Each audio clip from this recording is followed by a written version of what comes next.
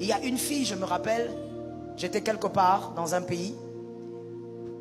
J'ai fait la prière et à un moment donné, pendant le service, j'ai donné un message et j'ai dit que tout le monde ferme les yeux, comme je l'ai déjà fait plusieurs fois, peut-être même ici. Et j'ai dit qu'il y avait une fille dans la salle qui n'avait plus de trompe. C'était une jeune fille, j'ai donné l'âge, j'ai dit qu'elle lève sa main. Tout le monde avait les yeux fermés et personne n'avait levé la main. Après le culte, je suis allé au bureau de l'homme de Dieu qui m'avait invité. Et à un moment donné, la femme du pasteur me dit, non, il y a une soeur qui veut vous voir. Et on lui a dit que tu ne peux pas recevoir parce que tu as fini tard. Mais elle est en larmes à un niveau où il faut vraiment que tu fasses quelque chose. J'ai dit, faites entrer. Elle est entrée, effectivement. Même pour marcher, on la tenait. Elle pleurait, elle était en larmes. Elle s'est assise. J'attendais qu'elle se calme. Je lui ai dit, ma soeur, il faut te calmer, compris pour qu'on parle. Parce que tu veux me voir, il faut que tu parles au fait. Et tu dois te calmer. Plus je parlais, plus elle criait. Plus elle gémissait. Elle est même tombée à terre. Elle pleure, elle pleure. Et je me suis dit, ok, là il faut que je fasse comme si j'oublie. Et quand elle va se calmer, elle va se calmer. On est resté là. J'ai même pris mon téléphone. J'ai commencé à faire autre chose. Et à un moment donné, elle s'est calmée. Et puis elle me regarde et dit, pasteur, c'est moi la fille qui n'a plus de trompe. Et je dis, ok.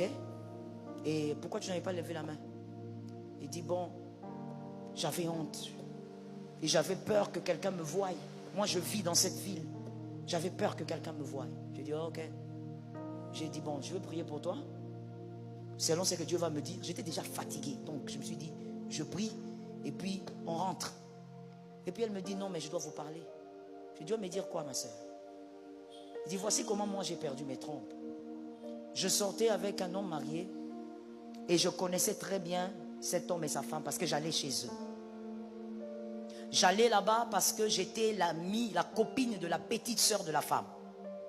Et donc j'allais là-bas comme allant à la maison d'une grande sœur. Et même la grande sœur considérait ça comme ça. C'est une petite sœur. Et j'ai commencé à sortir avec son mari. Mais je ne sais pas ce qui me prenait à un certain moment. J'ai commencé à jalouser ses enfants. Vous savez, quand le diable est derrière vous, il va faire de vous un petit démon alors que vous n'avez jamais été précipité. J'ai parlé. Lorsque le diable est derrière, c'est pourquoi mon frère, celui qui n'aime pas la prière n'aime pas sa vie. Lorsque le diable est derrière toi, ça veut dire qu'il va te transformer en petit démon. Toi-même tu te poses la question. Imaginez-vous une fille qui sort avec un homme marié et cet homme, c'est le mari de la grande sœur de son ami. Et quand on dit grande sœur, c'est vraiment grande sœur. Hein? Mais elle ne jalouse pas la femme, elle jalouse les enfants. Et voici ce qui est monté dans son cœur. Elle me dira, j'ai commencé à travailler pour que l'argent n'arrive plus chez les enfants. Yes. Mais vous savez quoi? Elle me dit, malgré ça, j'allais toujours là-bas. Elle va là-bas, elle se met, la grande sœur qui la reçoit comme une petite sœur, elle mange ensemble, elle rit. Et c'est elle a dit, j'ai détourné tout l'argent. À chaque fois que l'argent venait, dans un pays compliqué, hein, à chaque fois que l'argent venait, moi je devais tout prendre. Et j'avais tellement manipulé cet homme, moi-même d'ailleurs aujourd'hui je ne sais même pas comment, mais il me donnait tout, sans rien garder.